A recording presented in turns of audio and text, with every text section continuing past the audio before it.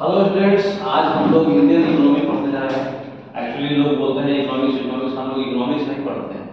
Economics बहुत बड़ा broad subject है। इकोनॉमिक्स का एक छोटा पार्ट है इंडियन इकोनॉमी, उसको हम लोग पढ़ेंगे। ठीक है, इकोनॉमिक्स बोले तो अर्थशास्त्र, जो उसका पूरा साइंस, मतलब जितना भी क्या बोलते हैं मनी से रिलेटेड जो भी चीज है ना, उसको साइंस जो होगा उसका, ठीक है, उसको हम लोग अर्थशास्त्र बोलते हैं। ऐसे पता कैसे चला? सबसे पहले अर्थशास्त्र जो हमारा स्टार्ट हुआ था, देखिए हमारा टॉपिक आपको इंडियन इकोनॉमी में पढ़ना क्या क्या है। पहले तो बेसिक इकोनॉमिक्स और इंडियन इकोनॉमी में अंतर क्या है वो समझा देंगे अभी। उसके बाद इंडियन इकोनॉमिक्स और इंडियन इकोनॉमी में अंतर, पहला टॉपिक पढ़ना है। दूसरा है आपका इंट्रोडक्शन, क्या होता है इकोनॉमी, है ना। उसके बाद उसका हिस्ट्री, बैकग्राउंड कैसे कैसे आया। उसके बाद जो है इंडियन इकोनॉमी का टाइप्स कितना है, फिर बेसिक टर्मिनोलॉजी, मतलब सप्लाई क्या होता है, डिमांड क्या होता है, बेसिक टर्म जो आप मतलब उसके बिना एबीसीडी है वो आपका इकोनॉमिक्स का, वो समझिएगा तभी आगे समझ में आएगा। उसके बाद नेशनल इनकम और उसका concept, GDP, GNP, NDP, NNP, ये सब नेशनल इनकम में सारा आ जाएगा। फिर प्लानिंग कमीशन के रिगार्डिंग हिस्ट्री, उसका जो भी इंट्रोडक्शन है, मतलब प्लानिंग कमीशन कैसे बना, फिर बाद में कैसे टूट गया, इसका काम क्या है, ठीक है। फिर 5 ईयर प्लान, टोटल अभी तक 12 5 ईयर प्लान है और 7 1 ईयर प्लान है जो प्लानिंग कमीशन बनाया था। तो वो सब क्या क्या है, सब में क्या क्या इंपॉर्टेंस है, प्रत्येक 5 ईयर प्लान में क्या क्या फोकस किया गया था, वो पूरा पढ़ेंगे। ये अकेले एक क्लास लेगा पूरा, ठीक। और ये अभी तक जो है इतना एक क्लास में हो जाएगा। उसके बाद आपका मनी से रिलेटेड सब समझिएगा, इन्फ्लेशन क्या होता है, डिफ्लेशन क्या होता है। फिर बैंकिंग से रिगार्डिंग सारा कुछ, रेपो रेट, सीआरआर, है ना, एसएलआर, ये सब टर्म, बेसिक टर्मिनोलॉजी बैंकिंग का। फिर आरबीआई क्या क्या मॉनेटरी पॉलिसी करता है, क्या क्या आरबीआई गाइडलाइंस होता है। फिर stock, share market, stock exchange, SEBI, फिर बजट, फिर फाइनेंस कमीशन और टैक्सेशन, फिर जीएसटी। और उसके बाद मिसलेनियस टॉपिक्स, जो आपका मिसलेनियस टॉपिक्स में वो सब पढ़ना है आपको, मतलब IMF, WTP, world trade organization, WTO, है ना, मिनी रत्ना, महारत्ना, नवरत्ना, है ना। तो ये थोड़ा मिसलेनियस टॉपिक अलग ही एक क्लास जाएगा। तो टोटल अप्रॉक्स आपका एक क्लास प्लानिंग कमीशन तक जाएगा, एक क्लास 5 ईयर प्लान जाएगा, एक क्लास पूरा आरबीआई बैंकिंग मनी तक जाएगा 3, एक क्लास पूरा शेयर मार्केट तक जाएगा 4, और एक क्लास आपका जीएसटी जाएगा 5, और मिसलेनियस टोटल 6 से 7 क्लास आपका पूरा लगेगा। ठीक है, तो आज हम लोग जो है अभी तो फिलहाल इसको हटा देते हैं। उसके बाद पहले जहाँ जहाँ टर्मिनोलॉजी का प्रॉब्लम आएगा, मतलब समझाने का प्रॉब्लम, ऐसे तो हम बोल के बता देंगे, अगर बोलने से नहीं समझिएगा तो लिख के बताएंगे, ठीक। तो आज हम लोग सबसे पहले जो है इकोनॉमिक्स क्या होता है वो समझेंगे। तो इकोनॉमिक्स का मतलब होता है अर्थशास्त्र, जो लैटिन वर्ड से बना है, जिसका नाम है ओयोकोनोमिया, ठीक है। ओयोकोनोमिका का मतलब है, अरस्तु को जानते हैं ना, एरिस्टोटल एक बुक लिखे थे, उस बुक का नाम था इकोनॉमिक्स। उसका मतलब हुआ था होम मैनेजमेंट, है ना। उस बुक को इकोनॉमिक्स का मतलब बताए थे होम मैनेजमेंट। तो होम मैनेजमेंट, ये इसका मतलब ये लैटिन वर्ड का मतलब होता है। होम मैनेजमेंट करने का मतलब, जब आप घर में, आपके पास मान लीजिए 50,000 सैलरी आता है, तो जिसको खर्चा का प्रॉब्लम नहीं है वो इकोनॉमिक्स नहीं होता है।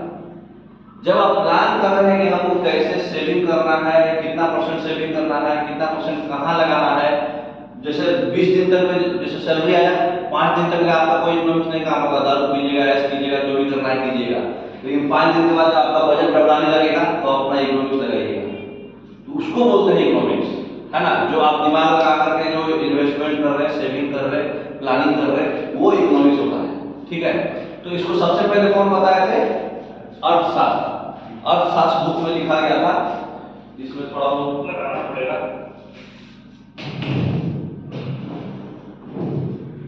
आपके एक कौटिल्य का नाम जानते हैं? मौर्य डायनेस्टी के टाइम में जो थे, जिसको चाणक्य भी बोला जाता है। तो कौटिल्य जो है एक बुक लिखे थे, उस बुक का नाम क्या था? अर्थशास्त्र, जानते ना। तो अर्थशास्त्र, यहीं से हमारा इकोनॉमिक्स का मतलब क्या वो बोलते हैं, नींव हुआ, है ना। तो ये इस बुक में कौटिल्य साहब अर्थशास्त्र में बताए कि जैसे ये एक्चुअली इसको पॉलिटिकल साइंस बोले थे, मतलब पॉलिटिकल से रिलेटेड, मतलब पॉलिटिक्स से रिलेटेड एक साइंस बोले थे अधिका, जैसे हर एक ह्यूमन बॉडी में ब्लड का इंपॉर्टेंस है, उसी तरह से कोई भी अगर राजा कोई शासन कर रहा है, एडमिनिस्ट्रेशन कर रहा है, तो उसमें किस चीज का इंपॉर्टेंस है? वित्त का इंपॉर्टेंस है, फाइनेंस का। तो जैसे आपका मतलब बॉडी में ब्लड का इंपॉर्टेंस होता है, उसी तरह से आपका किंग का इंपॉर्टेंस किससे पता चलता है? फाइनेंस से। वो फाइनेंस को कैसे मैनेज कर रहा है। तो ये कौन बोला था? फोटेले बोले थे कि उसी तरह से। तो ये पॉलिटिकल साइंस है, ये विज्ञान है। इसमें जो है टोटल जो है 7 प्रिंसिपल्स दिए बताए थे, ये बुक में बताए हुए हैं। 7 प्रिंसिपल्स बताए हुए हैं, जिसपे वो मतलब अर्थशास्त्र आपका डिपेंड करता है। 7 प्रिंसिपल्स। एक राजनीतिक विज्ञान है, मतलब मौर्य एम्पायर के टाइम, ये मौर्य एम्पायर के टाइम में थे, ये तो आपको मालूम है, धनानंद से लड़ाई हो गया था। तो चंद्रगुप्त वन के टाइम में कौटिल्य के मतलब समझ से वो चंद्रगुप्त मौर्य पहला बताए थे, है ना। तो आपका इकोनॉमिक्स समझने के लिए आपको हिस्ट्री, पॉलिटी दोनों समझ में आना चाहिए, क्योंकि उससे रिलेटेड रहेगा सब। आगे आगे टर्म आएगा, टर्मिनोलॉजी आएगा, तो हिस्ट्री भी आपको याद रहना चाहिए, एंशिएंट हिस्ट्री अप्रॉक्स, और थोड़ा बहुत आएगा, हम बताते जाएंगे। तो ये कौटिल्य साहब बोले। उसके बाद क्या हुआ? 1776 में, 1776 में एक एडम स्मिथ नाम के आदमी आए, जिनको फादर ऑफ इकोनॉमिक्स भी बोला जाता है। क्यों? क्योंकि 1776 में एडम स्मिथ जो है एक बुक लिखे थे। उस बुक का नाम था द वेल्थ ऑफ नेशन। एक बुक लिखे थे जिसका नाम था द वेल्थ ऑफ नेशन। तो जो वेल्थ ऑफ नेशन जो बुक है, उसी में इकोनॉमिक्स का एक चर्चा किए हैं। ठीक है, इकोनॉमिक्स का चर्चा जो है द वेल्थ ऑफ नेशन में किए हैं। क्या बोले हैं उसमें? बोले हैं कि इकोनॉमिक्स का जो फाउंडेशन, मतलब इकोनॉमिक्स का फाउंडेशन जो है इसी में बताए थे। बोले हैं कि एक्चुअली ये बताए थे कैपिटलिस्ट इकोनॉमी, जो अमेरिका में भी चलता है, और यूएसएसआर में चलता था सोशलिस्ट इकोनॉमी। तो कैपिटलिस्ट इकोनॉमी के बारे में ये बोले थे। तो एक्चुअली में ये बोले थे कि जो बड़े बड़े मतलब प्राइवेट बॉडीज है, जिसके पास बहुत पैसा है, जैसे विजय माल्या, अंबानी, अडानी जो भी है, तो वो सब जो पैसा लगाता है, जो इकोनॉमी लगाता है, वो अमेरिका में चलता है। तो ये कैपिटलिस्ट इकोनॉमी के बारे में बताए थे। खाली यही कि जो पैसा लगाया जाता है, जो पैसा बड़े बड़े कैपिटलिस्ट लोग लगाते हैं, बड़े बड़े कैपिटलिस्ट लोग जो पैसा लगाते हैं, उसी से हमारा मतलब क्या बोलते हैं, प्रोडक्शन होता है। और प्रोडक्शन जो है मेनली कैपिटलिज्म पे ही फोकस है, उसी से हमारा कंट्रोल होगा। ठीक है, उसी से हमारा कलेक्शन होगा, पैसे का कलेक्शन से हमारा मार्केट बनेगा, मार्केट से डिमांड सप्लाई कंपटीशन होगा। तो मतलब खाली एक टर्म समझिए, बाकी से आगे सब कुछ समझ स्लाइड में आपको समझ में आ जाएगा। उसके बाद जो है रियल फादर एक्चुअली में ये नहीं थे, वो बोल दिया फादर अलग बात है, लेकिन हमारा इंडिया के जो फादर हैं, जो इकोनॉमिक्स के फादर हैं इंडिया, वो इकोनॉमिक्स वर्ड बोल दिया तो एडम स्मिथ ही होंगे। लेकिन एक और जो बाद में आए थे, जॉन कीन्स, ठीक है, इसमें आएगा जे कीन्स। जे कीन्स जो है मिक्स्ड इकोनॉमी है हमारा इंडिया। देखिए इकोनॉमी का जो टाइप होता है 3 तरह का होता है। कैपिटलिस्ट इकोनॉमी जो प्राइवेट बॉडी कंट्रोल करता है, एक सोशलिस्ट इकोनॉमी। सोशलिस्ट इकोनॉमी कौन कंट्रोल करता है? रशिया, मतलब जो गवर्नमेंट बॉडी कंट्रोल करेगा, मतलब खर्चा पानी। और जे कीन्स जो है ये मिक्स्ड इकोनॉमी के फादर है, मिक्स्ड इकोनॉमी के फादर है। ठीक है, जॉन कीन्स जो है मिक्स्ड इकोनॉमी के फादर है। ठीक है, सबसे ज्यादा सिद्धांत यही दिए हैं, जितना भी प्रिंसिपल्स है, सबसे ज्यादा प्रिंसिपल्स अपने बुक में ही लिखे हैं, इसलिए इनको मिक्स्ड इकोनॉमी के फादर बोला जाता है। तो इतना आपका बेसिक आधार बनाने के लिए था, ये इकोनॉमिक्स होता है। अब इंडियन इकोनॉमी हम जो है अलग पढ़ेंगे। इंडियन इकोनॉमी उसका एक छोटा सा पार्ट है। ठीक, तो एक बार हम रिवाइज करा दे रहे हैं ताकि आपको समझ में आ जाए। तो हमारे इंडियन इकोनॉमिक्स जो है कौटिल्य से स्टार्ट हुआ था। कौटिल्य एक बुक लिखे थे अर्थशास्त्र। वो अर्थशास्त्र में एक्चुअली पॉलिटिकल साइंस के बारे में बताया था कि कोई भी राजा को चलाने के लिए फाइनेंस पे कंट्रोल होना चाहिए, और जैसे बॉडी पे ब्लड पे कंट्रोल होता है, उसी तरह से फाइनेंस पे कंट्रोल होगा तो राजा चला पाएगा। उसके बाद जो है दूसरा एडम स्मिथ 1776 में मतलब एक बुक लिखे थे the wealth of the nation में बताए थे, उनको फादर ऑफ द इकोनॉमिक्स बोला जाता है एडम स्मिथ को। जो फाउंडेशन दिए थे कैपिटलिस्ट इकोनॉमी के बारे में बताए थे, लेकिन मिक्स इकोनॉमी जो है जे किन्स बताए थे, सबसे ज्यादा प्रिंसिपल यही दिए हैं। इसके मिक्स इकोनॉमी के फादर कौन है? जे किन्स। अब हम लोग कितना बेसिक समझ गए, अब हम लोग को स्लाइड समझ में आएगा। चलिए पढ़ाइए नेक्स्ट।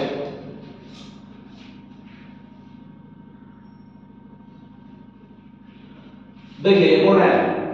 एडम स्मिथ है। एडम स्मिथ जो है फादर ऑफ इकोनॉमिक्स है, पहला पर्सन है जो सिस्टमैटिकली जो है इकोनॉमिक आइडियाज के बारे में प्रेजेंट किए थे। हिंदी वाले के लिए भी है, हिंदी वाले आर्थिक विचारों को क्रमबद्ध रूप से प्रस्तुत करने वाले प्रथम व्यक्ति थे एडम स्मिथ, इसलिए इनको फादर ऑफ इकोनॉमिक्स बोला जाता है। ठीक, नेक्स्ट। एडम स्मिथ जो है मतलब बताए थे कि धर्म का विज्ञान भी क्या है? इकोनॉमिक्स जो वर्ड है वो एक्चुअली साइंस है, ठीक है, साइंस ऑफ मनी। ठीक, अब इसमें बेसिक टर्मिनोलॉजी हमको सीखना है। ठीक है, तो बेसिक टर्मिनोलॉजी क्या है हमारा? सबसे पहले हमको सीखना पड़ेगा प्राइस। ठीक है, प्राइस क्या होता है? तो कोई भी कमोडिटी मतलब सामान, वस्तु, कोई भी कमोडिटी जो है मार्केट में जो है वो उसके डिमांड और सप्लाई के बीच में जो इंटरेक्शन होता है उस पर डिपेंड करता है, इसी को बोलते हैं प्राइस। कहने का मतलब जैसे देखिए गर्मी का मौसम है तो एसी का प्राइस ज्यादा होगा कि ठंडा के मौसम में ज्यादा होगा? एसी का प्राइस ज्यादा होगा। गर्मी में कि ठंडा में? गर्मी में। क्यों? क्योंकि गर्मी में उसका डिमांड ज्यादा है, सप्लाई भी ज्यादा होगा। डिमांड ज्यादा होगा तो सप्लाई भी ज्यादा होगा, है ना? तो गर्मी के मौसम में ज्यादा क्यों कमोडिटी का प्राइस बढ़ता है? क्योंकि एक कंपटीशन का होना आ जाता है। तो डिमांड और सप्लाई जो है किस चीज पे डिपेंड कर रहा है? प्राइस किस चीज पे डिपेंड कर रहा है? डिमांड, सप्लाई और कंपटीशन। कंपटीशन इसमें नहीं लिखा है, कंपटीशन मतलब जहां पे कंपटीशन में आदमी कम प्राइस में भी दे देता है ना? अगर उसको अगर अपना बिजनेस चलाना है, कंपटीशन है, आजू बाजू बहुत लोग हैं तो कम प्राइस देगा, जहां आजू बाजू कम लोग हैं बहुत दबा कर प्राइस देगा। तो डिमांड और सप्लाई में जो इंटरेक्शन होता है वो कमोडिटी का जो प्राइस जो है उसी में पता चलता है। ठीक है, तो ये हमारा पहला वर्ड हुआ।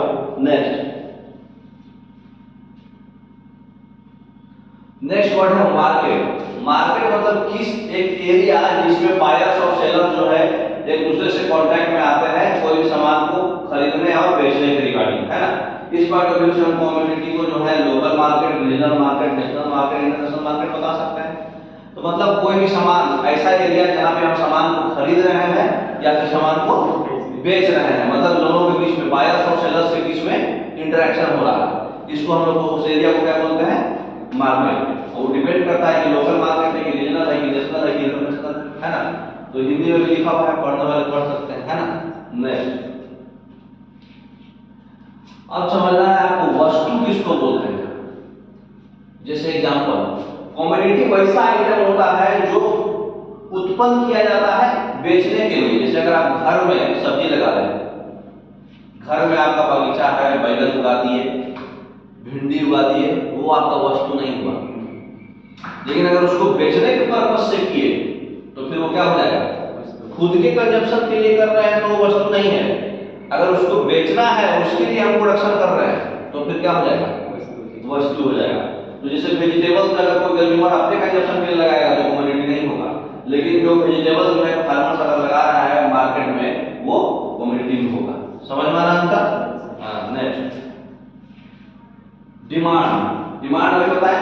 डिमांड जो है कितना क्वांटिटी, मतलब कमोडिटी का कितना क्वांटिटी रखना है जो बायर्स रेडी है खरीदने के लिए कोई पर्टिकुलर प्राइस पे और पर्टिकुलर टाइम पे। जैसे गर्मी के मौसम में एसी का डिमांड है 100 पीस का, तो 100 पीस उसका क्या हुआ? डिमांड। मतलब 100 पीस एसी हम अगर लाएंगे तो बायर्स खरीद लेगा, उसका डिमांड है ना? तो जितना क्वांटिटी जो है कोई भी कमोडिटी जो है बायर्स रेडी है खरीदने के लिए पर्टिकुलर टाइम पे और पर्टिकुलर प्राइस पर, कितने प्राइस पर, वो होता है डिमांड। समझ रहे बात? नेक्स्ट, सप्लाई होता है ऐसा क्वांटिटी ऑफ कमोडिटी जो सेलर्स रेडी है सेल करने के लिए पर्टिकुलर प्राइस पे और पर्टिकुलर टाइम पे। अब जैसे डिमांड तो मान लो आपके पास हो गया कि हाँ 500 एसी का हमको जरूरत है, लेकिन आप बेचने को कितना तैयार हैं? हाँ, आपके अवेलेबिलिटी के, आपके औकात के हिसाब से।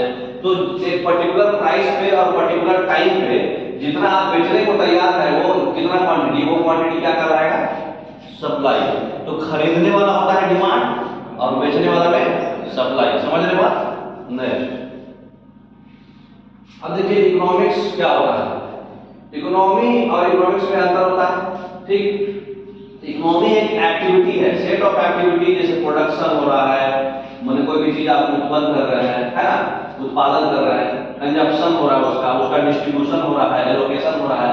तो ये सब जो एक्टिविटी आप करते हैं, कोई प्रोडक्शन करने के लिए क्या करते हैं, इंडस्ट्री मालूम हो रहे, उसका फिर हम कंजप्शन में क्या क्या हमको रॉ मटेरियल लगा, फिजिकल लेबर्स लगा, उसके बाद हम उसका कुछ प्रोडक्ट्स बनाए, उसको डिस्ट्रीब्यूट करेगा, फिर एलोकेट किए कहाँ कहाँ भेजना है। तो ये सारा प्रोडक्शन, कंजप्शन, डिस्ट्रीब्यूशन, एलोकेशन, इसका ये सब एक्टिविटी जो हम लोग कर रहे हैं, यही एक्टिविटी हमारा क्या है, इकोनॉमी।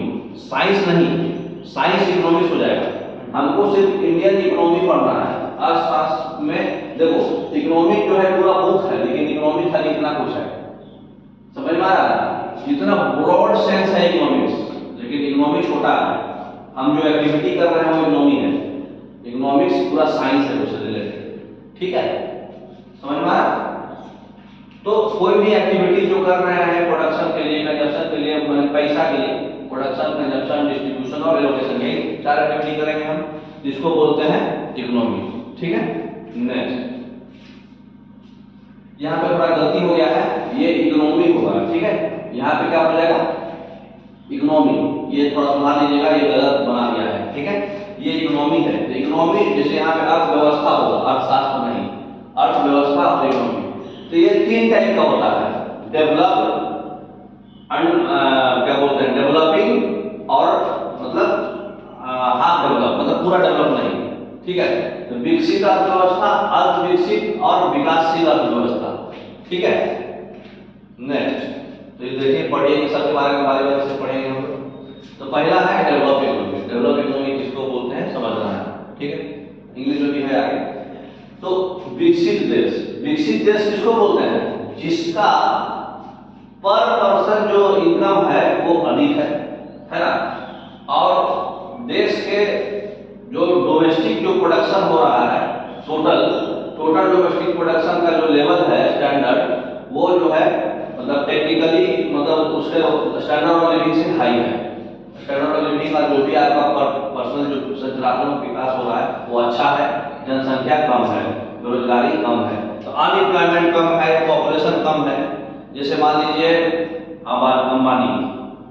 अंबानी को हम डेवलप पर्सन बोलेंगे, क्यों बोलेंगे, मतलब एक डेवलप अंबानी जैसा आदमी बहुत रहेगा। जैसे जितना भी यूरोपियन कंट्री है वो डेवलप्ड कंट्री है, अमेरिका है, जो भी यूरोपियन कंट्रीज में अब एग्जाम्पल आएगा आगे, तो वो सब डेवलप्ड है। क्यों? क्योंकि उसके पर कैपिटा इनकम ज्यादा है, वहाँ पे अनएम्प्लॉयमेंट कम है ना, अनएम्प्लॉयमेंट कम है और वहाँ पे डेवलपमेंट अच्छा हो रहा है। इसलिए क्योंकि हर एक इंसान को सोचना नहीं पड़ रहा है, छोटा चीज के लिए चिल्लरबाजी नहीं करना पड़ रहा है, तो सब चीज के उसमें आएगा, डेवलप कंट्री में आएगा। जैसे देखिए नेक्स्ट एग्जांपल, नेक्स्ट स्लाइड में आपको पूरा इंग्लिश में समझा।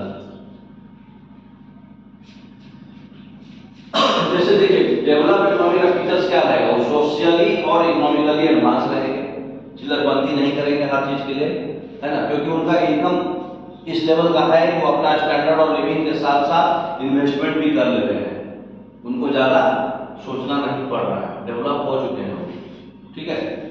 नेक्स्ट और क्या होगा, उनका प्रोडक्शन और कंजप्शन सब हाई लेवल होगा। जैसे मान लीजिए एक इंसान है, अभी अफ्रीका में कोई एक इंसान था, उसका 64 गो बच्चा था, तो डेवलप कभी बनेगा? वैसा इंसान अगर कंट्री में आ जाएगा तो कंट्री कैसे डेवलप करेगा? तो उसको कमाने के लिए 15,000 रुपया है उसके पास, और बांटने में 14-15 गो आदमी, 64 गो आदमी है, कैसे वो स्टैंडर्ड ऑफ लिविंग मेंटेन करेगा? तो डेवलप इकोनॉमी होने के लिए आपका स्टैंडर्ड ऑफ लिविंग हाई रहना चाहिए, प्रोडक्शन भी हाई होना चाहिए, कंजप्शन भी हाई होना चाहिए, ठीक है। जैसे इसको ऐसे समझिए, लंबा बच्चा, हाइट जिसका बड़ा है वो डेवलप है, और एक है बौना बच्चा वो अंडर डेवलप है, और एक है बढ़ता हुआ बच्चा ग्रोइंग चाइल्ड, तो वो लंबा भी हो सकता है, नाटा भी हो सकता है, अभी छोटा है लेकिन, तो उसको बोलते हैं डेवलपिंग, क्योंकि उसका फिक्स नहीं है, वो अभी अनिश्चित है, वो बड़ा भी सकता है, डेवलप भी हो सकता है और अंडर डेवलप भी रह सकता है। तो वो बढ़ता हुआ बच्चा है ना। नेक्स्ट,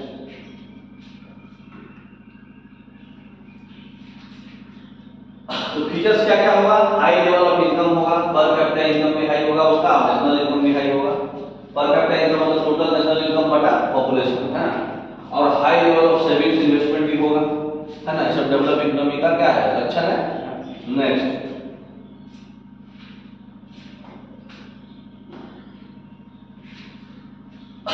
और क्या होगा उसका डेवलप इकोनॉमी का features, high rate of capital formation होगा, पॉपुलेशन ग्रोथ रेट कम होगा। पॉपुलेशन कम होगा तो जब कोई इंसान है उसका खुद का जितना भी, देखिए बड़े बड़े लोग हैं या तो बच्चा ही नहीं करेंगे, और करेंगे तो एक ही करेंगे, तो वो डेवलप लोग एंजॉय से फ्रीली जी पाएंगे तभी जब वो उसका पॉपुलेशन कमेगा। पॉपुलेशन कम रहेगा, 10 को बच्चा करिए तो उसी को पालने में लग जाएगा दुकान, तो उनका पॉपुलेशन ग्रोथ रेट कम होगा और कैपिटल ज्यादा बनाएंगे, मतलब करोड़ों में कमाएंगे है ना, वो सब डेवलप है। नेक्स्ट, तो एक जगह सब किया हुआ है, high rate of capital formation, population growth rate कम होगा। जैसे एग्जाम्पल कौन है, अमेरिका, जापान, ब्रिटेन, सब यूरोपियन कंट्री के आसपास है, जर्मनी, फ्रांस, ये सब डेवलप कंट्री है, क्योंकि यहाँ के लोग का पॉपुलेशन कम है और स्टैंडर्ड ऑफ लिविंग हाई है और पैसा बहुत है ना। तो ये लोग बड़ा बच्चा है, ये लंबा बच्चा है, ठीक है। नेक्स्ट, एग्जाम में आता है, एग्जाम में भी आता है। अब है दूसरा, under developed economy. Under developed economy वैसा कंट्री होता है जिसका, अंडर डेवलप्ड इकोनॉमी वैसा कंट्री बोलेंगे जिसका standard of living, production level और पर कैपिटा इनकम बहुत ही लो रहे, ठीक है, पॉपुलेशन दबा कर है ना। जैसे मतलब चाइना तो भी डेवलपिंग में है, बढ़ भी सकता है, घट भी सकता है, लेकिन चाइना जैसा पाकिस्तान के पास इकोनॉमी भी नहीं है और पॉपुलेशन भी दबा के है। तो कहने का मतलब कि वो हमेशा किच में रहेगा, गरीबी में रहेगा है ना। तो जिसका स्टैंडर्ड ऑफ लिविंग कम रहेगा, प्रोडक्शन भी कम होगा, पर कैपिटा इनकम भी कम होगा। समझ में, फीलिंग से ही समझ में आ जा रहा होगा, अंडर डेवलप्ड इकोनॉमी, समझ रहे। नेक्स्ट,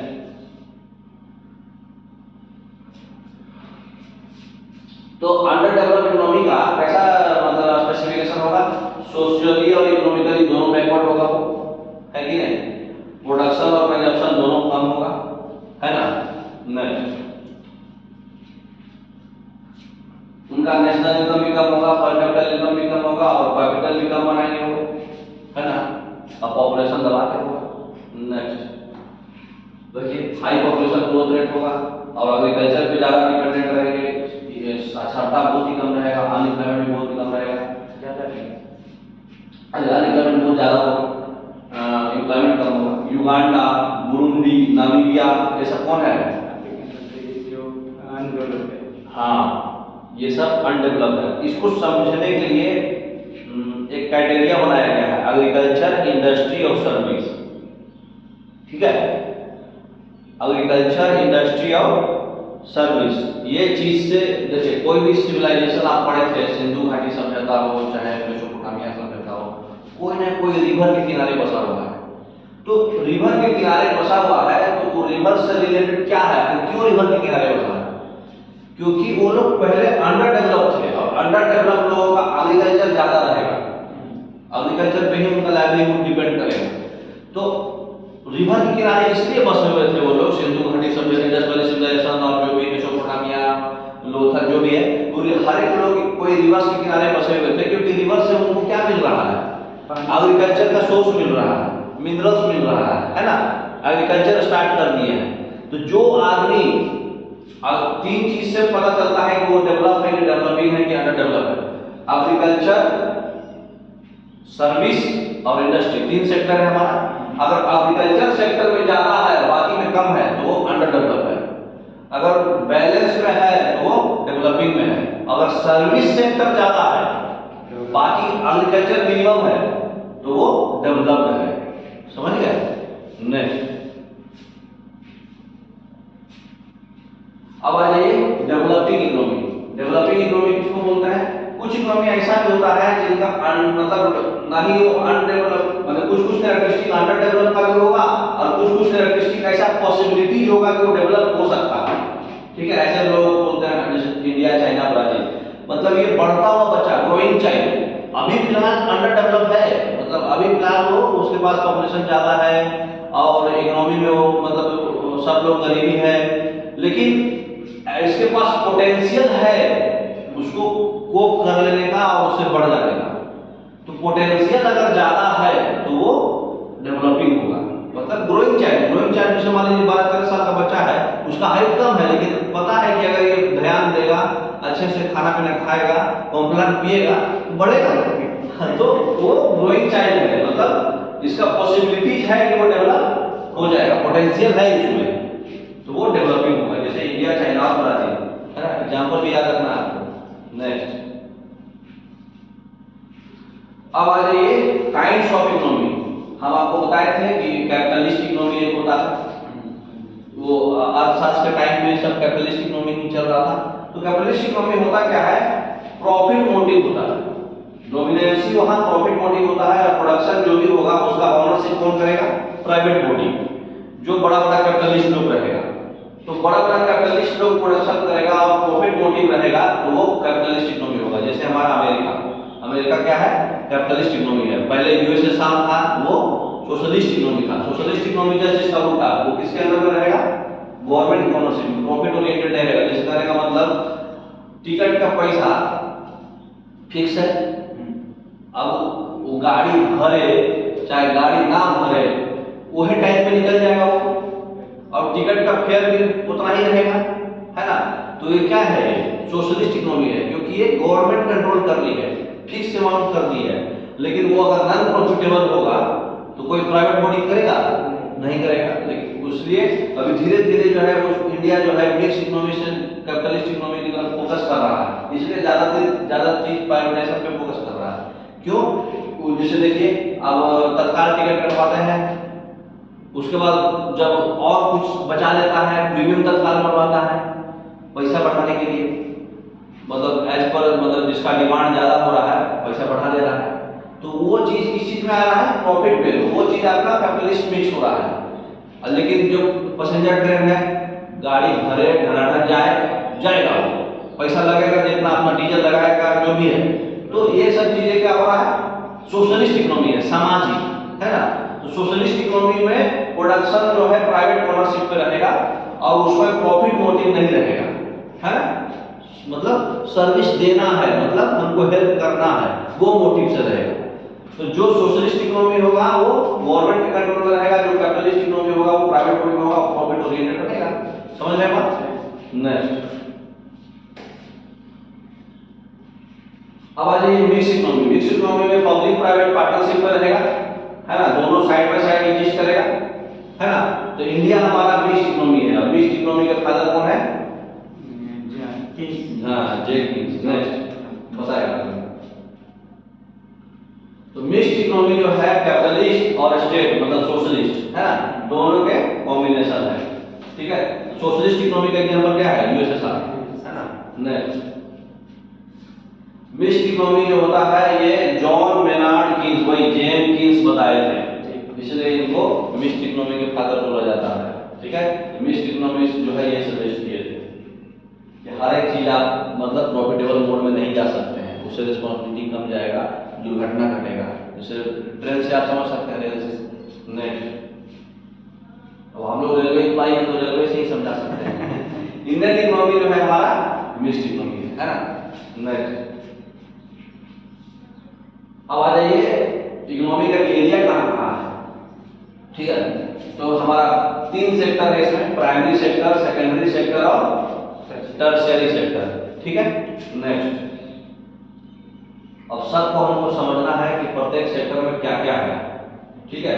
तो प्राइमरी सेक्टर में वैसा प्रोडक्शन यूनिट हमको लेना है जो हम नेचुरल रिसोर्सेज से बनाएंगे, जैसे कि एग्रीकल्चर, है ना। तो एग्रीकल्चर हो गया आपका प्राइमरी, ठीक। उसके बाद और एग्जाम्पल बताइए, माइनिंग हो गया, 4 ही है, ज्यादा नहीं है। फॉरेस्ट इंडस्ट्री और एनिमल्स एंड फिश हस्बेंड्री, मतलब पशुपालन और जो चीज नेचुरल रिसोर्सेज से एक्सट्रैक्ट करके यूज करके बना रहे हैं प्रोडक्शन, वो हमारा प्राइमरी सेक्टर होगा। बेसिक डिफिनेशन यही है ना। एग्जांपल और बताएगा, देखिए। नेक्स्ट तो क्या क्या होगा, एग्रीकल्चर है ना, नेचुरल है, एनिमल हस्बेंड्री, फिशरी, माइनिंग और फॉरेस्ट, इंडियन फॉरेस्ट है ना। तो ये सब हमारा क्या है, ये इतना ही है जो एग्जांपल दिया है, इतना ही है, ये किसी मतलब इतना ही नहीं है एग्रीकल्चर, अरे क्या बोलते हैं प्राइमरी सेक्टर है ना। ये सेक्टर में मतलब ये सब क्या है, ये सब एक रॉ मटेरियल बनेगा सेकेंडरी सेक्टर के लिए। जैसे देखिए आपसे कोई क्वेश्चन पूछता है कोयला और पेट्रोलियम कौन सेक्टर है, सेकेंडरी, प्राइमरी। कोयला प्राइमरी है, पेट्रोलियम सेकेंडरी है, लेकिन जबकि वो भी तो माइनिंग से ही बनेगा। लेकिन माइनिंग से कोयला नेचुरल है, लेकिन पेट्रोलियम को हम लोग नेचुरल नहीं यूज करते हैं। पहले वो क्रूड ऑयल बनेगा, फिर उसको रिफाइन कर करके डिस्टिलेशन करके पेट्रोल बनाते हैं, तो वो बाद में पेट्रोल बना, इसलिए वो सेकेंडरी हो गया। डायरेक्ट नेचुरल रिसोर्स को हम लोग यूज करेंगे तो क्या होगा, प्राइमरी। लेकिन अगर हम नेचुरल मटेरियल्स को रॉ मटेरियल्स की तरह इस्तेमाल करके कुछ और प्रोडक्शन कर रहे हैं तो वो हमारा क्या होगा, सेकेंडरी। समझ में आ रहा। नेक्स्ट, तो जो सेक्टर्स ऑफ इकोनॉमी जो प्राइमरी सेक्टर्स के प्रोडक्ट्स को रॉ मटेरियल की तरह अपने एक्टिविटीज में यूज करता है उसको क्या बोलते हैं, सेकेंडरी सेक्टर। अभी बताया है आपको, जैसे पेट्रोलियम वो भी कोयला से ही बनता है, मतलब माइनिंग से ही बनता है, लेकिन डायरेक्ट नहीं बनता है, पहले क्रूड ऑयल बनता है, उसको रिफाइन करके पेट्रोल बनाओ, गैसोलीन बनाओ, मीथेन गैस जो भी बनाओ है ना, तो वो हमारा सेकेंडरी होगा, जिसका प्राइमरी सेक्टर रॉ मटेरियल है। नेक्स्ट, जैसे कि एग्जांपल फैक्ट्रीज में कंस्ट्रक्शन कुछ होता है, फिर इलेक्ट्रिसिटी जनरेट करते हैं हम लोग न्यूक्लियर पावर प्लांट से, सोलर एनर्जी से, हाइड्रो एनर्जी से, सब नेचुरल सोर्स यूज कर रहे हैं कि नहीं। सनलाइट से इलेक्ट्रिसिटी जनरेट कर रहे हैं, पानी से इलेक्ट्रिसिटी जनरेट कर रहे हैं, कोयला से इलेक्ट्रिसिटी जनरेट कर रहे हैं, ये सब नेचुरल सोर्स से हम लोग नया सोर्स बना रहे हैं। तो ये हमारा क्या हुआ, वाटर सप्लाई, ये सब क्या है, सेकेंडरी सेक्टर हुआ। अब जैसे आप रिवर वाटर है, रिवर वाटर आपका क्या हुआ, प्राइमरी सेक्टर, लेकिन डिस्टिल वाटर जो आप पी रहे हैं, सॉरी डिस्टिल वाटर बोल रहे हैं, बिस्लरी पी रहे हैं, तो बिस्लरी आपको फिल्ट्रेशन करके मिल रहा है, तो वो क्या हो जाएगा, सेकेंडरी। समझ में आ रहा। तो कोई एग्जांपल आपको नहीं भी इसमें बताया हुआ है, वो आप अपने अगर समझ है तो आप बता सकते हैं उसको, है ना। नेक्स्ट, एक है टर्शियरी सेक्टर, जिसको सर्विस सेक्टर बोलते हैं, तृतीयक क्षेत्र है ना। सर्विस सेक्टर जितना जो चीज आप सर्विस दे रहे हैं वो आपका टर्शियरी सेक्टर होगा। जैसे कोई जॉब करता है, मेहनत करता है, रेलवे पर जा करके गन मारता है, उसे उसको क्या कहता है, लेकिन वो सर्विस कर रहा है, सर्विस दे रहा है, वो टर्शियरी सेक्टर होगा। ठीक है, सेवा, सेवा क्षेत्र, हिंदी से ज्यादा क्लियर हो गया, सेवा क्षेत्र है ना। नेक्स्ट, तो टर्शियरी सेक्टर में क्या होगा, मतलब इसमें जो है आप सर्विस प्रोवाइड कर रहे हैं, आप दे रहे हैं सर्विस, है ना। नेक्स्ट,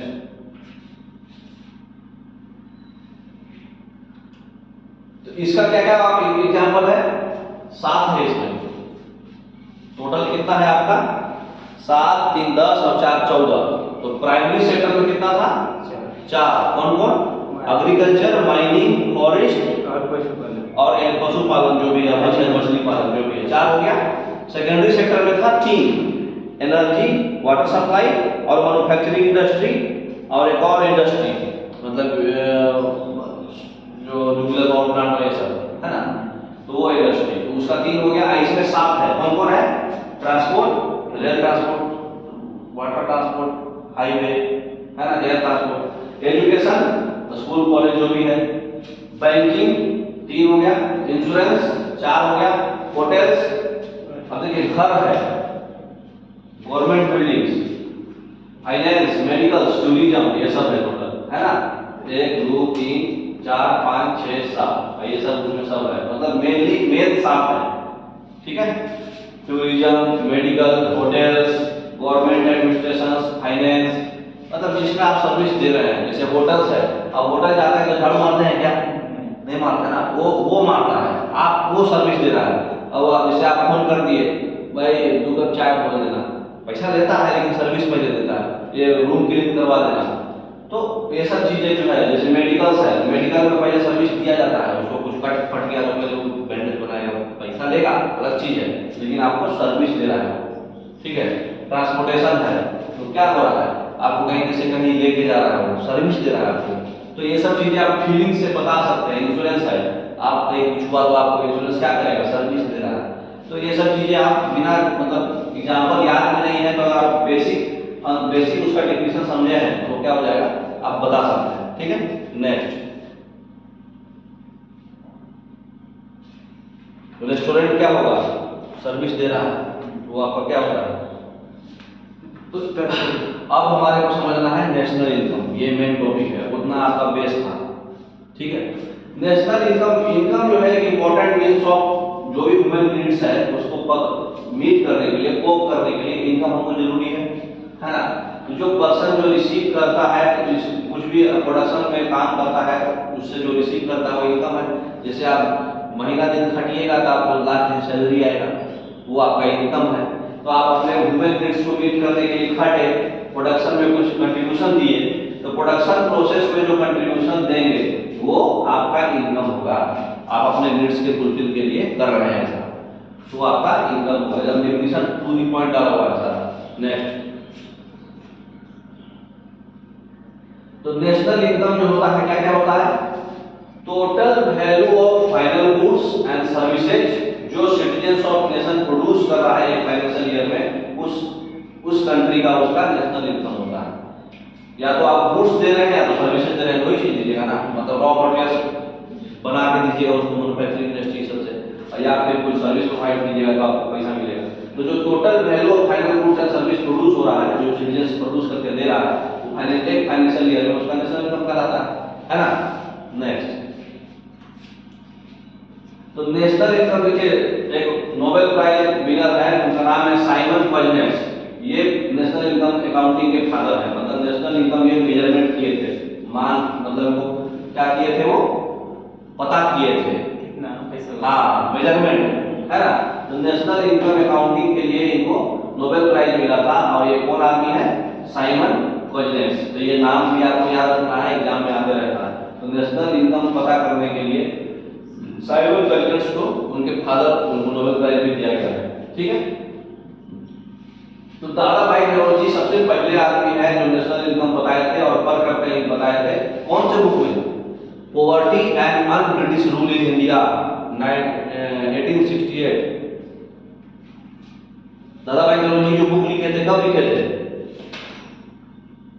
बताइए।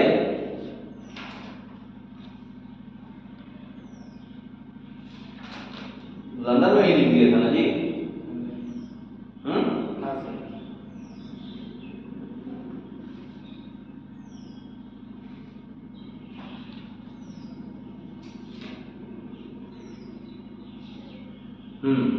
Poverty and unBritish rule in India है ना, poverty and unBritish rule in India 68 में लिखे थे है ना। तो दादा भाई नौरोजी जो है पहले हैं इंडियन में जो नेशनल इनकम और पर कैपिटा इनकम कैलकुलेट किए हैं। ठीक है, इंडिया में। नेक्स्ट, एट प्रेजेंट जो कैलकुलेटिंग नेशनल इनकम जो है वो कौन करता है, सीएसओ करता है। तो 1951 में हुआ था। अच्छा, दादा भाई नौरोजी के बाद कौन किए थे, दादा भाई नौरोजी के बाद जो है साइंटिफिक मेजरमेंट किए थे। ठीक है, साइंटिफिक मेजरमेंट जो है वो कौन किए थे, जब दादा भाई नौरोजी किए थे, थोड़ा सा इसमें डाटा है जो आपको याद रखना पड़ेगा, क्योंकि एग्जाम में पूछ देता है, तो इसमें हम बता दे रहे हैं क्योंकि स्लाइड में नहीं डाला हुआ है।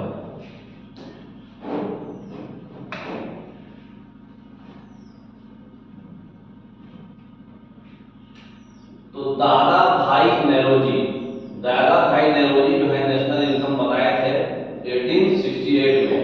कौन सा बुक में, poverty and unBritish rule in India, poverty and unBritish rule in India, ये बुक लिखे थे ना, इंग्लैंड में जाके पढ़ाई किए थे लंदन में, वही से बताए थे।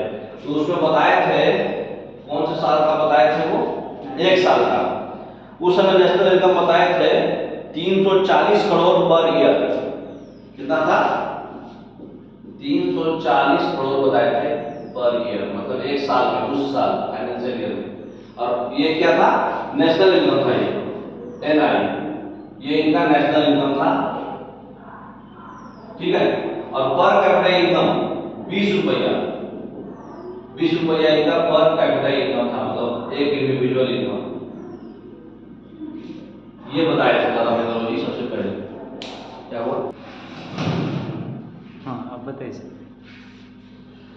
तो हमारा जो है सबसे पहले नेशनल इनकम का हिस्ट्री हम लोग थोड़ा देख लेते हैं, बाकी में स्लाइड में तो है सारा नेशनल इनकम। जैसे अभी आपका क्या बताया कि सीएसओ जो है 1951 में स्टार्ट किया, लेकिन 1951 से पहले क्या क्या कांड हुआ?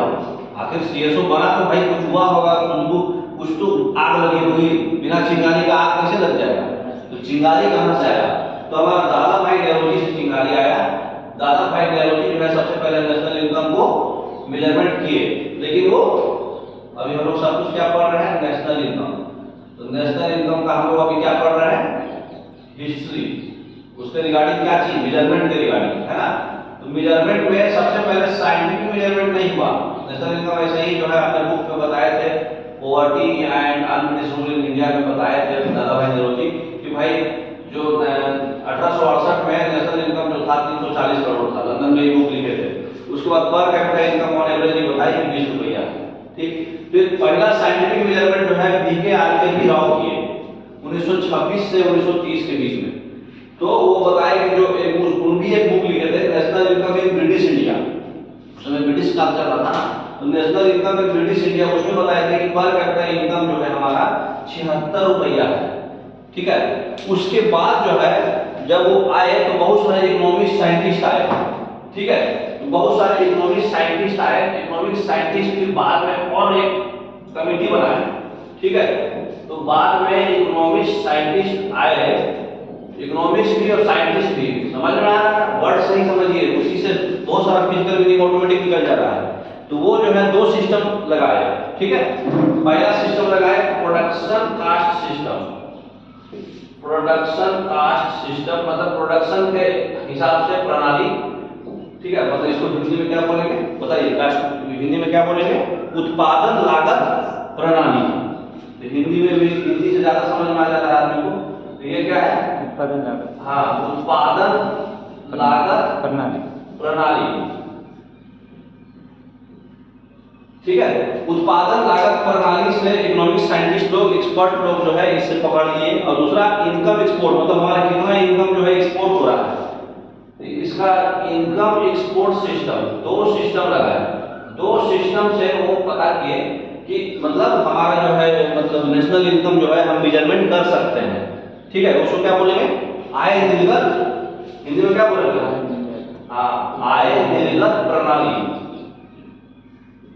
तो ये दोनों मेथड से वो जो है कमेटी तैयार की है।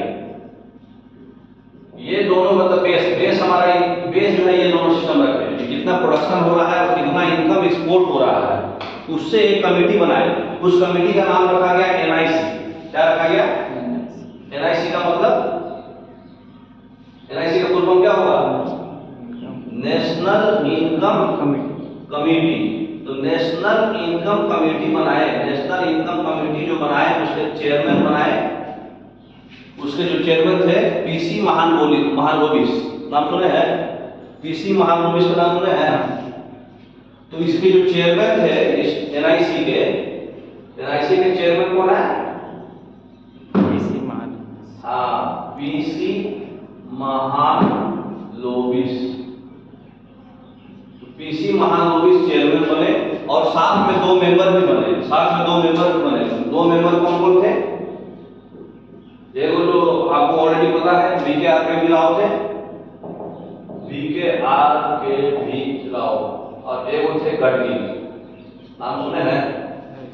तो ये दोनों जो है साथ में मेंबर थे। तो ये दोनों, ये तो चेयरमैन थे और ये साथ में मेंबर थे। इन लोग का हेल्प से जो है हमारा मतलब मेंबर है ना, समझ में? मेंबर लिखा हुआ। तो इन लोग के हेल्प से हमारा जो है वो तैयार हुआ सीएसओ। ठीक है, ये 3 साल कंटिन्यू स्टडी किए, 48 से लेके 51 तक स्टडी किए और उसके बाद बताए कि हमारा जो नेशनल इनकम है इंडिया का, सर इस साइड का क्लियर कर दीजिए। इस साइड का क्लियर कर दे रहे, समझ में आ गया? तो ये बताए कि जो नेशनल इनकम ये 1948 से लेके 1951 तक ले जो है ये जो है पूरे मतलब पीसी महालनोबिस और ये दो गढ़गिल और आरके भी राव, ये जो है स्टडी किए। 3 साल स्टडी किए, पूरा 3 साल स्टडी करने के बाद जो है नेशनल इनकम और पर कैपिटा इनकम तैयार किए, मतलब पूरा ये सिस्टम से। मतलब कितना उत्पादन हुआ और कितना आय निर्गत हुआ, वो दोनों के कंसेप्ट बेस ये बनाए। ये कमेटी बनाए थे एनआईसी, और कमेटी बना करके नेशनल इनकम जो है और ये क्या बोलते हैं पर कैपिटा इनकम जो है बताया। ठीक है, तो नेशनल इनकम जो है वो बताए 8650 करोड़ उस समय, भारत आजाद हो गया था। और उसके बाद जो है पर कैपिटल इनकम बताया 46.9 रुपया पर कैपिटल इनकम एक आदमी का।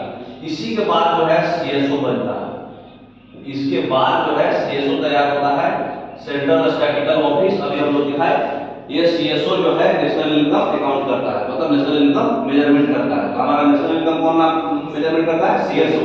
इतना उसके पीछे चिंगारी हुआ था तब जाके आठ लगा सीएसओ का, समझ में आया? तो पहले हमारे कौन आए थे?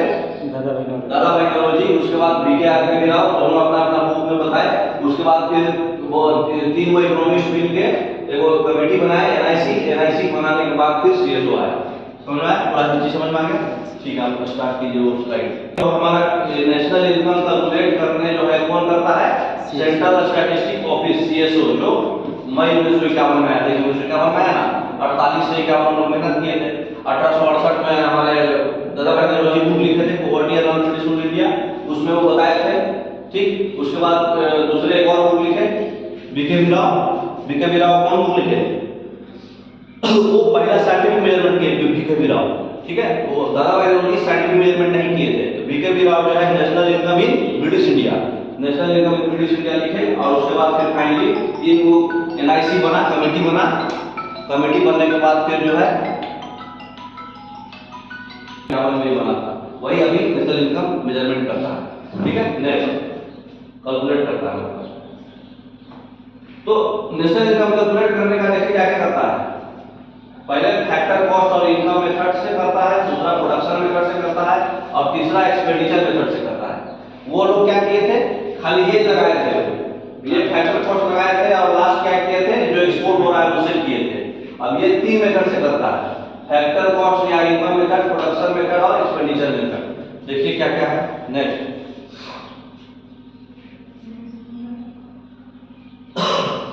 जब नेशनल इनकम जो है जितना भी इंडिविजुअल सिटीजन जो है सारा का इनकम हम जोड़ देंगे, रेंट जो आप दे रहे हैं, जो आपको वेजेस दिया जा रहा है, जो इंटरेस्ट दे रहा है बैंक, जो क्रूड मतलब रॉ मटेरियल में खर्चा हो रहा है, जो रेंट पे प्रॉफिट हो रहा है, सारे को जोड़ देते हैं। ये मेथड को बोलते हैं फैक्टर कॉस्ट या इनकम मेथड। मतलब आपके सारे इनकम, जो इनकम का जो भी सोर्स हो, सारे इनकम के सोर्स को जोड़ देता है। वो उससे जो कैलकुलेट करता है वो कौन सा मेथड होता है? फैक्टर कॉस्ट या इनकम मेथड बोलते हैं उसको, सीएस होता है। ठीक, नेक्स्ट, अगर नेशनल इनकम जो है सारे गुड्स और सर्विसेज का मॉनेटरी नेट मॉनेटरी वैल्यू को जोड़ देता है, जो कंट्री में प्रोड्यूस हुआ कोई फाइनेंशियल ईयर में, इसको बोलते हैं प्रोडक्शन मेथड।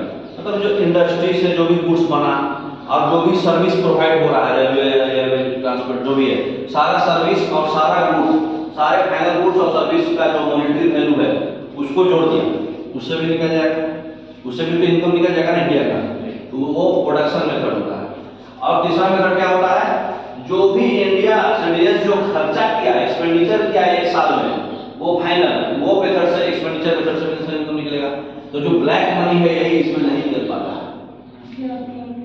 एक्सपेंडिचर जो हम सारे सिटीजन जो पूरे इंडिया का सिटीजन जितना पैसा खर्चा किया किसी भी माध्यम से, फोन पे से करो या फिर बिजली वाला को दो या फिर आपका क्या बोलते हैं इंटरनेट बैंकिंग से करो या फिर कैश करो, सर्कुलेट होकर के वो माध्यम तो पता चल जाएगा कितना हुआ। तो वो जो एक्सपेंडिचर सारे लोगों का खर्चा हुआ वो एक्सपेंडिचर मेथड से नेशनल इनकम करते हैं। तो तीनों मेथड से बराबर आना चाहिए, लेकिन ब्लैक मनी की वजह से ये गड़बड़ा जाता है। इसलिए बार बार जो है मोदी सरकार को कभी 500 का नोट खत्म करना पड़ता है, कभी 2000 का नोट खत्म करना पड़ता है कि माल निकले बाहर। तो एक मेथड हुआ सारा का इनकम जोड़ दो, एक मेथड हुआ सारा का एक्सपेंडिचर जोड़ दो, और एक मेथड हुआ सारा प्रोडक्ट्स और सर्विस गुड्स और सर्विसेज का जितना मॉनेटरी वैल्यू है उसको जोड़ दो। मोटा मोटी यही है, तीन मेथड है। नेक्स्ट, अब आ जाइए बेसिक समझ लिया उतना इनकम कैसे निकालता है। अब आ जाइए जीडीपी, जीएनपी, ये सब बेसिक समझने के लिए। तो ग्रॉस डोमेस्टिक प्रोडक्ट, देखिए नाम में ही इसका आंसर छिपा है, क्या वर्ड है? डोमेस्टिक। डोमेस्टिक मतलब इंडिया में बात हो रही है, बाहर से कोई आके बिजनेस करे, इंडिया में कुछ पैसा लगाए, पैसा कमाए, या फिर इंडियंस खुद यहाँ इंडिया में पैसा कमाए। हमारा यहाँ इंडिया में डोमेस्टिक मतलब क्या, इंडिया में भारत में जो भी हमारा मॉनेटरी फाइनल मॉनेटरी वैल्यू जो गुड्स और सर्विस प्रोड्यूस हो रहा है जो फाइनेंशियल ईयर में, उसको ग्रॉस डोमेस्टिक प्रोडक्ट बोलेंगे। इंडिया में की बात हो रहा है, चाहे वो फॉरेनर्स आए चाहे इंडियंस करे, यहाँ होना चाहिए। यहाँ का आदमी अगर मान लीजिए अमेरिका में जाके कुछ काम कर रहा है, पैसा कमा रहा है, तो वो जीडीपी में आएगा? नहीं आएगा, क्योंकि वो इंडिया में नहीं कर रहा है, भले वो नहीं करेगा।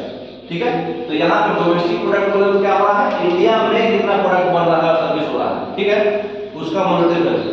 नेक्स्ट, तो ग्रॉस डोमेस्टिक प्रोडक्ट जो होता है 1 अप्रैल से 31 मार्च का पूरा जोड़ा जाता है, एनुअल परसेंटेज। जो पिछले साल से अगले साल में जो चेंज होगा उसको क्या बोलेंगे, ग्रोथ रेट। बढ़ेगा तो ग्रोथ रेट, नहीं तो डिक्लाइन ग्रोथ रेट, है ना, तो उसको ग्रोथ रेट बोलते हैं, जो परसेंटेज चेंज होता है। ठीक है, next, net domestic product. Net domestic product में हम लोग क्या करेंगे, डिप्रिसिएशन को घटा देंगे। डिप्रिसिएशन का मतलब कोई चीज मतलब प्रोडक्ट आप तैयार किए तो 4 साल 5 साल में वो खराब हो जाता है ना, तो वो सब चीज हम फिर प्रोडक्ट में नहीं लेंगे, उसको रिसाइकिल करना है सब, तो वो सब मतलब हमको घटा देना है डिप्रिसिएशन 1 साल में। तो जीडीपी में से डिप्रिसिएशन घटा देंगे तो एनडीपी, जी से एन जाना है तो डिप्रिसिएशन को घटाना पड़ेगा। सेम चीज है यहाँ, डीपी से मैं खाली जी से एन हो रहा है तो डिप्रिसिएशन को घटा दीजिए। ठीक है, तो डिप्रिसिएशन को घटा दिए तो ऑटोमेटिक आ जाता है। ठीक है, तो डिप्रिसिएशन को छोड़ के बाकी जो भी चीज होगा वो आएगा। ठीक, नेक्स्ट, हाँ खराब होता है आपको 2 साल 3 साल जो भी खराब होता है तो पुराना वैल्यू को हटा देना है। तो एनडीपी क्या हो जाएगा, जीडीपी माइनस डिप्रिसिएशन। अब कोई बिल्डिंग बना है उसका वैल्यू रखा रखा है, इसका डिप्रिसिएशन इतना में खराब हो जाएगा। नेक्स्ट, मतलब उसका पूरा वैल्यू नहीं लेंगे। अब आ जाइए ग्रॉस नेशनल प्रोडक्ट। यहाँ वर्ड क्या पकड़िए, वहाँ डोमेस्टिक मतलब क्या हो रहा था हमारा, ज्योग्राफिकल एरिया आ रहा था, ज्योग्राफिकल एरिया। यहाँ पे नेशनल है मतलब भारतीय लोग कितना प्रोडक्शन किए, नेशनलिटी मतलब क्या हमारा इंडियन, मतलब यहाँ का आदमी अगर विदेश में भी जाकर के कुछ प्रोडक्ट करा, सर्विस करा, वो भी जुटेगा इसमें। लेकिन अगर बाहरी आदमी आके यहाँ कुछ करा वो नहीं जुटेगा। क्यों? क्योंकि पहले वाले टर्म में हमारा क्या था, डोमेस्टिक वर्ड था, ज्योग्राफिकल एरिया, भौगोलिक एरिया में पकड़ हो रहा था, वहां मेन फैक्टर था। यहाँ पे क्या है, नेशनल वर्ड है। नेशनल वर्ड करने का मतलब पीपुल पे बात हो रहा है, लोग पे बात हो रहा है। भारतीय जो लोग प्रोडक्शन करेंगे, चाहे वो विदेश जाके करे, चाहे युगांडा जाए, चाहे दिलगांडा जाए, कहीं भी जाए, वो अगर इंडिया में जाके कर रहे हैं चाहे बाहर जाके कर रहे हैं, वो जितना प्रोडक्शन करेंगे वो नेशनल प्रोडक्ट होगा। लेकिन अगर कोई बाहरी औरंगजेब आके कुछ बिजनेस कर लिया, थॉमस तो आके कुछ बिजनेस कर लिया, वो सब नहीं जुड़ेगा, क्योंकि बाहरी लोगों को यहाँ नहीं देना। यहाँ हम लोग डोमेस्टिक नहीं देख रहे, हम लोग यहाँ ज्योग्राफिकल एरिया नहीं नोटिस कर रहे। कंसर्न क्या है, पहले वाले में कंसर्न क्या था हमारा, एरिया, ज्योग्राफिकल एरिया, मतलब भारत का ये हमारा नक्शा है, ये भारत का नक्शा में कोई भी आदमी प्रोडक्शन कर रहा है उसको लेंगे। इसमें क्या है, भारत का सिटीजन हमारे 120-25 करोड़ है, वो कहीं भी जाके दुनिया के कोई भी कोना में प्रोडक्शन करेगा तो वो ग्रॉस नेशनल प्रोडक्ट में आएगा। अंतर समझ में आना? अगर फिजिकल मीनिंग समझ गए तो कैसा भी घुमा देगा क्वेश्चन आप बना दीजिएगा। तो final monetary value goods and services produced by the citizens of the country in a year where that share income from abroad is added, मतलब अब्रॉड में ऐड होगा। क्यों? क्योंकि वो भी तो इंडियंस बात कर रहा है। It is called gross national product that is obtained from after adding the income received from abroad in GDP. मतलब जीडीपी में जो आपका अब्रॉड वाला इनकम पता चल जाता है ना, उसको भी ऐड कर देंगे। नेक्स्ट, अब ग्रॉस नेशनल प्रोडक्ट क्या होगा, इनकम जो जनरेट होगा foreigners inside the country should be subtracted from GDP. क्यों? क्योंकि यहाँ फॉरेनर्स बोल रहा है, फॉरेनर्स यहाँ कंसर्न नहीं था, यहाँ नेशनलिटी था, भारतीय लोग जो हमारे कर रहे हैं वो होगा, है ना, तो बाहरी लोग का हमको कंसर्न ही नहीं है। तो डोमेस्टिक वर्ड में हमारा भारत का नक्शा कंसर्न करना है और नेशनलिटी वर्ड में हमारा सिटीजंस कंसर्न करना है। बस यही 2 लाइन माइंड में सेट करके रखिए। ठीक है, नेशनल वर्ड में हमारा सिटीजंस कंसीडर करेंगे और डोमेस्टिक वर्ड में भारत का नक्शा कंसीडर होगा। ठीक है, नेक्स्ट, तो जीएनपी क्या होगा, GDP plus x minus m. X किसको बोलते हैं, जो इंडिया बाहर जाके काम कर रहे हैं, और एम किसको बोलते हैं, फॉरेनर्स इंडिया आके काम कर रहे हैं। ये सब बढ़ जाएगा एम, क्योंकि हमको इंडियन सिटीजन कंसीडर करना है। नेक्स्ट, नेट नेशनल प्रोडक्ट भी वही होगा। जी से एन बनाने के लिए क्या करता है, जी से एन बनाने के लिए डिप्रिसिएशन घटा देता है, बस कुछ नहीं। जो भी नेट नेशनल प्रोडक्ट जो होगा, इनकम जो हमारा सारा एब्रोड से और डिप्रिसिएशन घटा देंगे फाइनल वैल्यू में, वो हमारा नेट, मतलब जी से एन बनाना है तो डिप्रिसिएशन को घटा दो, ठीक है। नेट तो हमारा एनएनपी क्या हो जाएगा, GDP plus x minus m, ये हो गया आपका जीएनपी और माइनस डिप्रिसिएशन, ठीक है। नेक्स्ट, अब आ जाइए प्राइवेट इनकम क्या होता है।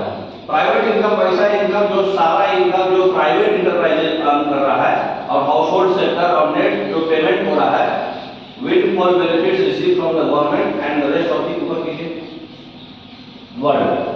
प्राइवेट इनकम मतलब नाम से ही समझ जाइए, प्राइवेट इनकम किसको बोलेंगे, जो प्राइवेट बॉडी कर रहा है। प्राइवेट बॉडी बोले तो अदानी अंबानी और फलानी जो भी है, गवर्नमेंट इन्वॉल्व नहीं है वो सब। हाँ, मतलब गवर्नमेंट से उसमें कुछ भी रिलेशन नहीं आएगा। हाउस होल्ड सेक्टर और नेट ट्रांसफर, इसमें फिजिकल मीनिंग समझेंगे तो इस लैंग्वेज का कोई मतलब नहीं है। Net transfer payments and with for benefits receive from the government and the rest of the world. जो भी बेनिफिट्स वगैरह भी आता है, जैसे नेट ट्रांसफर पेमेंट जो private body house hold sector जो कर रहा है, और जो विद फॉर बेनिफिट्स मतलब जो बेनिफिट्स मतलब पूरे गवर्नमेंट से भी जो बेनिफिट होता है प्राइवेट बॉडी को, वो भी जोड़ना है। क्योंकि प्राइवेट बॉडी, जैसे मान लीजिए कोई रोड बनवाया, तो रोड बनवाया तो पहले उसको गवर्नमेंट कुछ पैसा दिया, उस पैसा जितना दिया उतना फिर build to operate transfer model से वापस ले लिया। कहने का मतलब कि जैसे मान लीजिए एनएच बनाया, गवर्नमेंट बोला कि तुम एक काम करो, पैसा खुद लगाओ, ठीक है, और खुद लगा करके तुम 5 साल तक इसमें टैक्स लगाओ, जो फास्ट टैक्स से लगता है ना टैक्स, तो वहां पे तुम मतलब टैक्स लगा दो, और जितना तुम्हारा पैसा पूर्ति हो जाएगा, तुम्हारा बेनिफिट पूर्ति हो जाएगा, उसके बाद तुम हमको हैंड ओवर कर दो। ऐसा बनाता है ना build to operate transfer model, जिसका नाम है बीओटी मॉडल। पहले वो रोड बनाएगा, फिर वो टैक्स लगाएगा, ऑपरेट करेगा, और फिर फाइनली जब उसका पैसा जितना लागत हुआ है लगाएगा, फिर ट्रांसफर कर देगा गवर्नमेंट को। तो जो पैसा लगाया वो तो जोड़े नहीं, जो प्रॉफिट किया गवर्नमेंट की हेल्प से, भाई इसको जो हमारा जो लगा रहता है उसको क्या बोलते हैं, जहाँ फास्टैग से टैक्स लगता है, टोल प्लाजा। तो टोल प्लाजा लगा करके जो टैक्स दिया वो तो गवर्नमेंट की हेल्प से मिला उसको, नहीं तो ऐसे नहीं मिलता।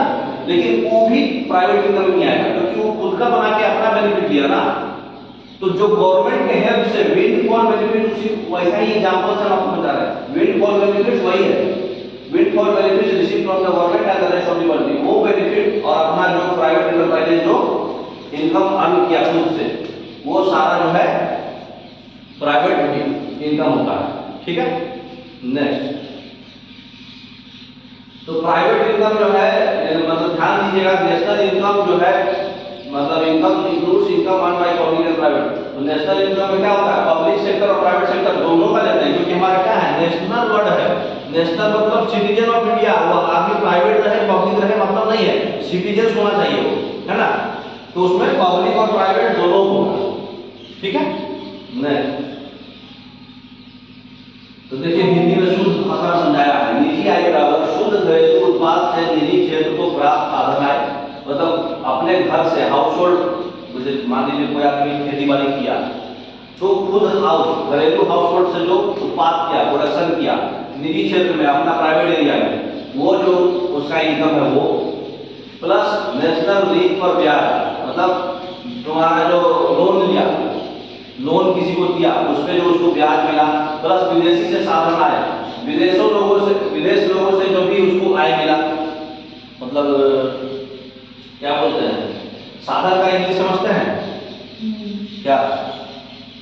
साधन जो हम लोग क्या बोलते हैं, कोई चीज जो हम लोग जैसे ऐसी वैसी मिल रहा है जिससे हम ठंडा खा सकते, ठंडा ये सब साधन मीडियम में टाइप माध्यम, हाँ मीडियम।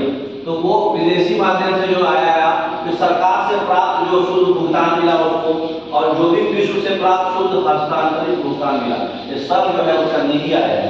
मतलब कहने का मतलब कि देखिए आप फिजिकल मीनिंग समझिए, हमारा पर्सनल खुद का पैसा, चाहे हम मेहनत करके गवर्नमेंट से कमाए, चाहे हम विदेशी वाला से लोन उठा के कमाए, चाहे विदेशी वाला कोई बेनिफिट हमको हुआ था, यानी कैसे भी हमको पर्सनल मिला, ठीक है, तो वो पैसा भी प्राइवेट इनकम होगा। ठीक है, नेक्स्ट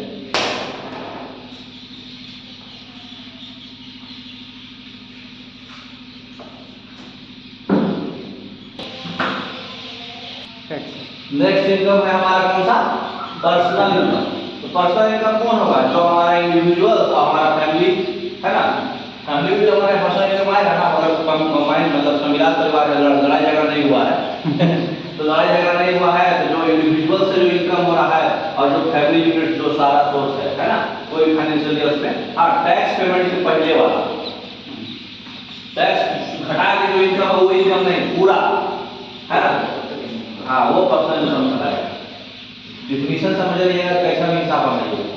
अब देखिए इसको कैलकुलेशन के लिए हम लोग पर्सनल इनकम कैलकुलेशन के लिए क्या करेंगे, जो भी प्रॉफिट्स हुआ है इंटरप्राइजेज से चाहे कॉर्पोरेशन टैक्स से अनडिस्ट्रीब्यूटेड, उसको हम लोग को घटाना पड़ेगा पर्सनल इनकम से।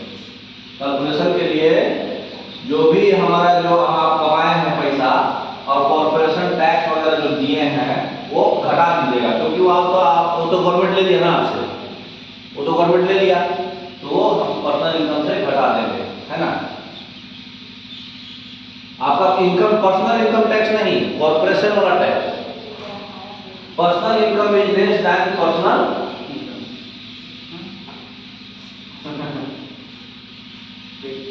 अच्छा व्यक्तिगत आय जो है निजी आय, यहाँ प्राइवेट इनकम था, गलती से बाइक से निजी आय, ठीक है ना। Personal income is less than private income. Personal income private income से कम होगा, क्योंकि प्राइवेट इनकम में गवर्नमेंट सब ले रहे थे, इसमें गवर्नमेंट नहीं आ रहा है ना, तो उसमें गवर्नमेंट का जो बेनिफिट था वो सब ले रहे थे, इसमें इसको नहीं ले रहे, तो प्राइवेट में हम गवर्नमेंट बेनिफिट्स देते हैं। तो व्यक्तिगत आय क्या हो जाएगा, निजी आय माइनस जो भी लाभ था हमारा वो घटाना पड़ेगा, है ना, और प्लस निगम कर या व्यक्तिगत आय बराबर निजी आय मतलब अविचारित लाभ प्लस निगम कर, मतलब कॉर्पोरेट टैक्स जो है उसमें घटाना पड़ेगा। बस इतना ही ध्यान रखिए, कॉर्पोरेट टैक्स छोड़ के आपका जो भी पर्सनल इनकम टैक्स है उससे जुड़ेगा, वो आपका पर्सनल इनकम में आएगा। कॉर्पोरेट टैक्स वगैरह जो मिलता था वो प्राइवेट इनकम को मिलेगा, मतलब जो बड़ा बड़ा कंपनी करता है उसको मिलेगा वो, मतलब प्राइवेट इनकम किसको बोलते हैं, जो जैसे मान लीजिए Adani group, Ambani group, NHPC, NTPC, मतलब कोई भी प्राइवेट बॉडी अगर है, कोई कॉर्पोरेट है, कॉर्पोरेट वाला है, और ये क्या है इंडिविजुअल इनकम है, तो इंडिविजुअल कॉर्पोरेट का जो टैक्स लगता है वो इसमें नहीं आएगा, ठीक है, बाकी सब आएगा, ठीक है। तो आज हमारे इतना ही, ठीक है, आशा किए आपको समझ में आया होगा और आगे भी समझ में आए, ये बेस बना के रखिएगा, कल पढ़ के आइएगा अच्छे से, क्योंकि ये सब आगे यूज होगा।